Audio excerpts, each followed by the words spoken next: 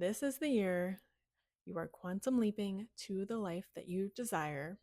And in order to do that, you need to release what has been keeping you stuck in your current reality. Welcome back to my 4-part series on how to quantum leap to the life that you desire in 2025.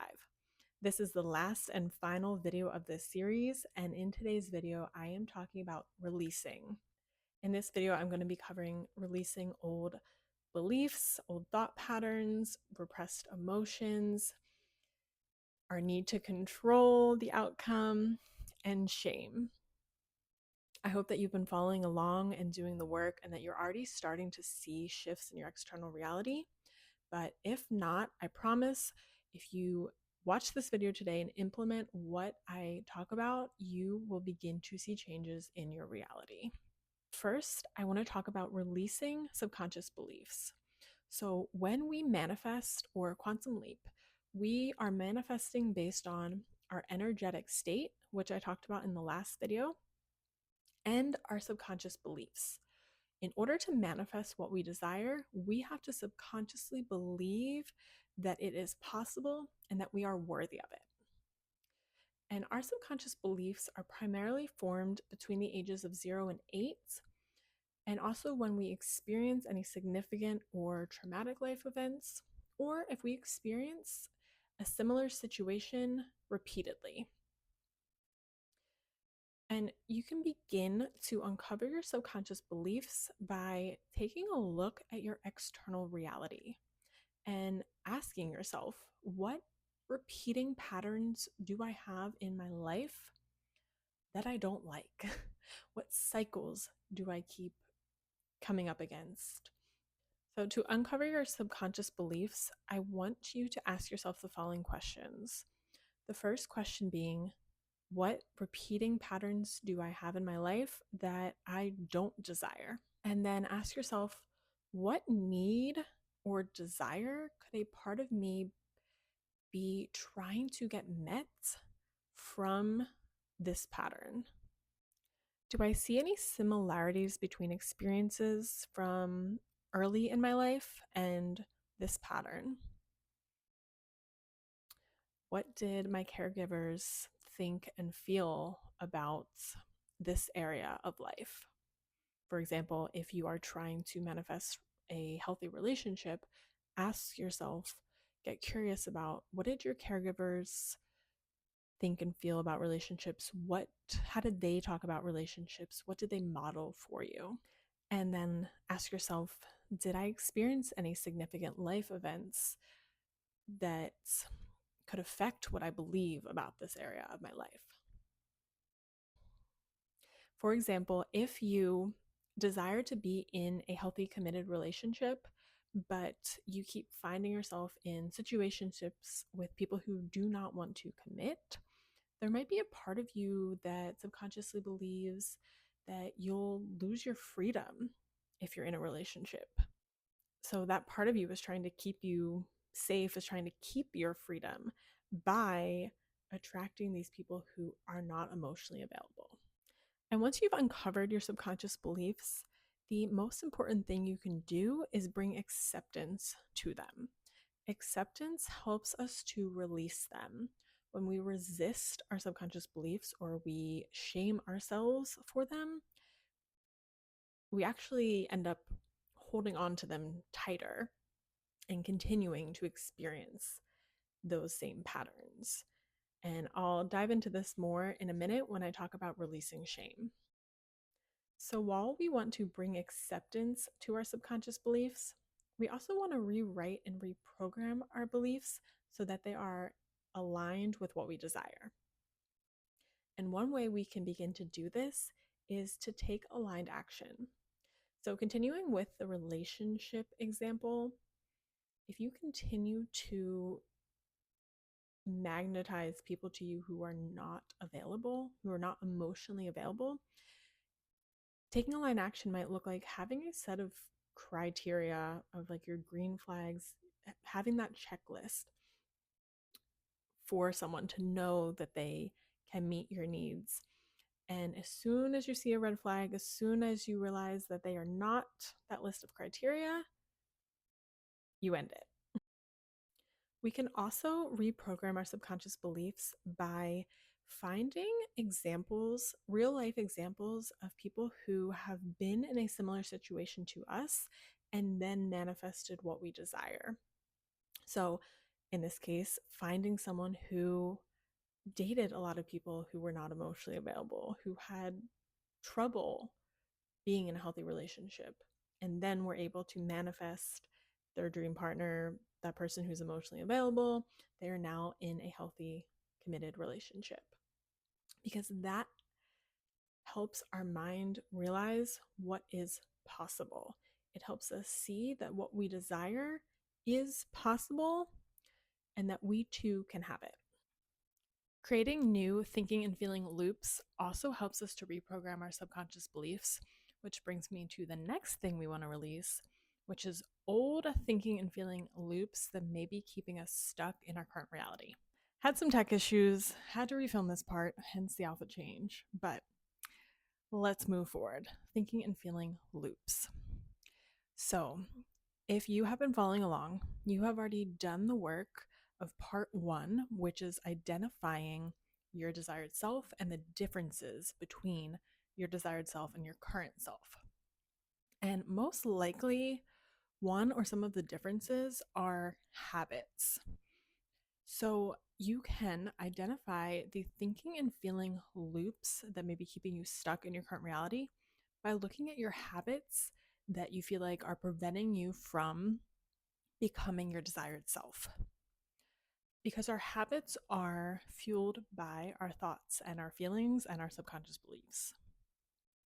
So bring to mind a habit that you feel like is preventing you from fully stepping into your desired self. And if you can, it's ideal to do this work when you catch yourself in the habit. But right now, you can just think about that habit and try to bring to mind the thoughts that you have right before or right as you start that habit. The thoughts and the feelings. Do you feel a specific way? Do you have a certain thought that comes to mind and triggers you to engage in that habit? Once you've identified the thoughts and feelings that drive this habit, I want you to take some time and just get curious. Where is this belief coming from? How often have you had this thought? How many years, how many months, how frequently do you have this thought? And I want you to sit with the feeling.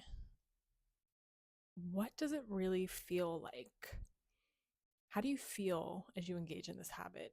Is there like a specific energy you feel in your body? Do you feel it in one part of your body? Once you've identified the thoughts and feelings that drive this habit, I want you to consider if there's another way that you could deal with this feeling. I'll give you a personal example. So, I used to avoid doing the work that I needed to do and wanted to do for my business. Instead of sitting down and working, I would avoid the work. I would frequently clean the house. I would maybe go for a walk or go to the gym. And when I identified the thoughts and feelings that were driving this action, I realized I was feeling overwhelmed. I often had thoughts that, I couldn't do it, it was too much. And the feeling felt like this like excess energy in my body, this energy that almost felt like electricity. And I realized I was avoiding the work I needed to do and instead moving my body in some way through cleaning or exercising in order to move that energy out of my body. So the next time I caught myself starting to engage in this habit, I instead sat down at my desk and I did a couple minutes of breath work. And that was enough to move that feeling out of my body, to overcome that sensation and be able to sit down and work. And I also took into consideration the thoughts that I was having, that I was overwhelmed. It felt like a lot, like I didn't know how to do it. It was too much. And I I started to make myself a better system so that I didn't feel so overwhelmed. And I also would have a little conversation with myself in my head when I caught myself having those thoughts that I couldn't do it, it was too much. I would tell myself, yes, it feels like a lot, but you just have to do one thing. You don't have to do everything today. So I was validating my emotions, but at the same time, trying to reprogram my beliefs and my thought patterns.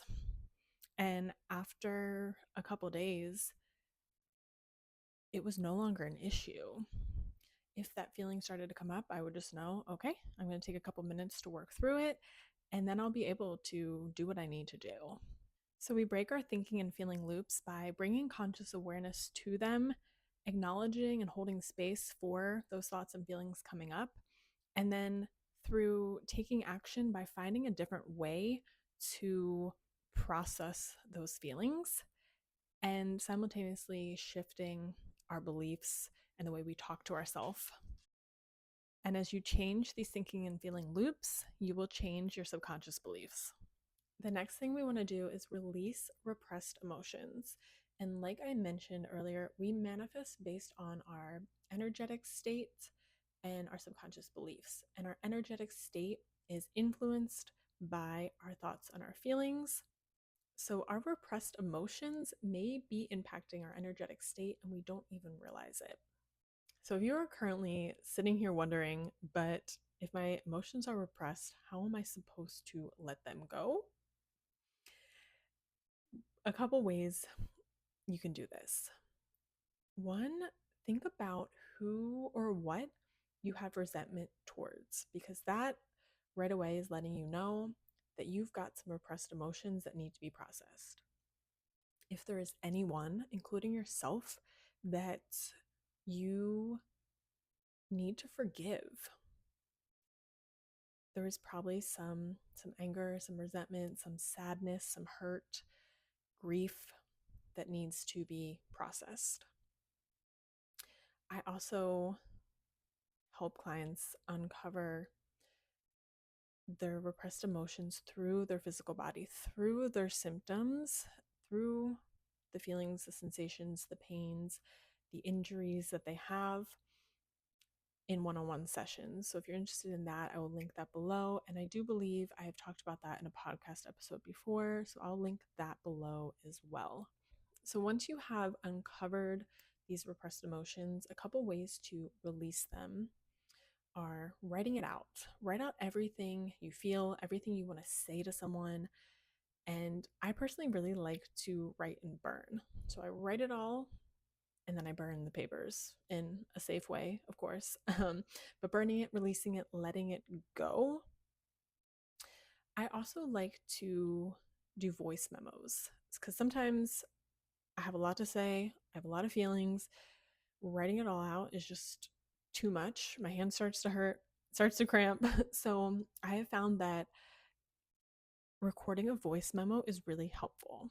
And you can record a voice memo either for yourself or acting as if you are talking to someone else and saying everything you need and want to say to them, but maybe you can't actually say to them. That is a great way. And then just delete it when you're done. Throwing a temper tantrum is another fantastic way to release repressed emotions. Screaming into a pillow, screaming in your car if you can, literally not throwing things maybe, unless it's safe, but pounding a pillow, like hitting your bed with your pillow, something like that to help you get that energy out of your body. And this can be really exhausting. So with this, I always suggest doing it when you have the time and space afterwards to do nothing, to relax, to sleep. Whenever I release a lot of repressed emotions in this type of way, like throwing some kind of temper tantrum, I find that I am exhausted afterwards. So take care of yourself and make sure that you have the time and space to recover. And also breath work. Like I mentioned, I personally love breath work, a 3-part breath work. I think it can be great for moving energy and emotions out of our body. For those of us who grew up in a household where it wasn't safe to feel our emotions or to express our emotions, we may have a lot of repressed emotions. So, working through them and releasing them may take some time. So, be patient with yourself, be kind to yourself, and like I said, really take care of yourself and make sure that you have a safe space to do this work. Okay, the next thing we are releasing is shame. It is so important to release toxic shame in order to quantum leap. We cannot quantum leap or manifest what we desire if we are experiencing toxic shame. And when I say toxic shame, I mean the core belief that who we are is not good enough.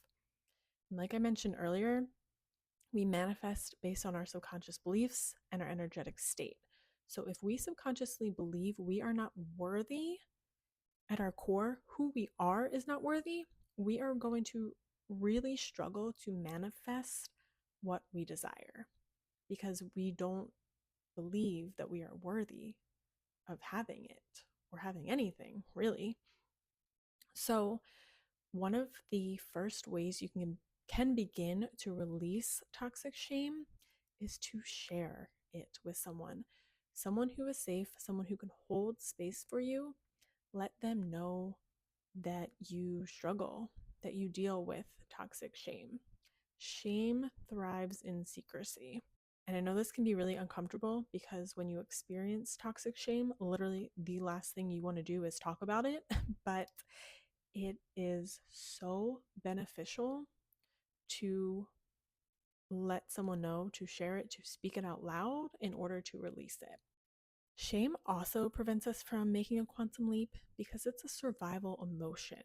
Shame triggers our fight or flight response, and we cannot manifest, we cannot quantum leap when we're living in a state of survival because our body is just worried about surviving, not about thriving, not about creating the life we desire. Being in a state of survival keeps us in those low frequency emotions of guilt, shame. So, if you are someone who tries to motivate yourself by shaming yourself in order to get things done, please stop. Shame will not get you the life you desire. It might help you in the short term cross something off your to-do list, but it's not going to serve you in the long term. And I'll make a video in the future about supporting our nervous system while we quantum leap. But just know that in order to make a quantum leap, you want to be in a state of rest and digest, in that creation mode. You want to be out of that survival mode. All right, and the last thing we want to release is control. If you are trying to control how you are going to make a quantum leap, you are blocking the process. Control is rooted in fear. If you're trying to control the process, you are worried, you are fearful that you're not going to make that quantum leap. You're not going to get what you desire. It's not going to work out for you. And like I've said before, fear is linked with that state of survival. It is a lower frequency emotion. It keeps us in the present. So the next time you catch yourself trying to control how you are going to make a quantum leap, worrying about how you're going to get to where you want to go, I want you to instead think about your desired self. What do they think? What do they feel? What is their energy like? And begin to tap into their energy. Because I guarantee that version of you is not worried about how things are going to work out. They trust that things are going to work out. They know that things are going to work out for them.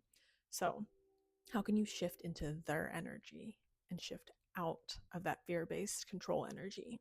Okay, so to recap, we are releasing subconscious beliefs, old thinking and feeling loops, repressed emotions, shame, and our need to control in order to let go of the thoughts and the feelings and the beliefs that have kept us stuck in our current reality, in our current self, so that we can more fully shift into the energy of our desired self. And like I mentioned in the last video, this work is really done simultaneously as you are focusing on shifting your energy into your desired self and their state of being. If you really struggle with tapping into the energy of your desired self, I would focus more on doing this releasing work first and coming to a state of neutral.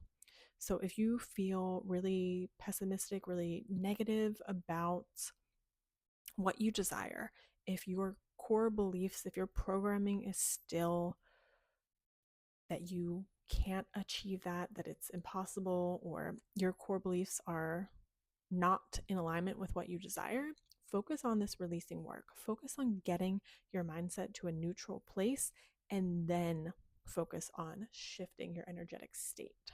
That is it for the series. I hope you enjoyed it.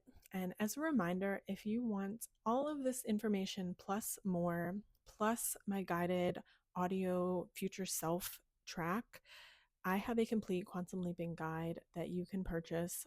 I will link that in the show notes below. And tell me in the comments below, what are you making a quantum leap to? What are you manifesting? How is this process going for you so far? And what else do you want to know? What else do you need help with that I can create another video on? I also work one-on-one with clients, helping them to go through this process, and we can work on any specific point of the process where you feel stuck and like you need extra support. So I'll link that below as well if you want more information. Thank you so much for watching this series. I loved creating it. 2025 is the year that we are creating the lives that we have always desired.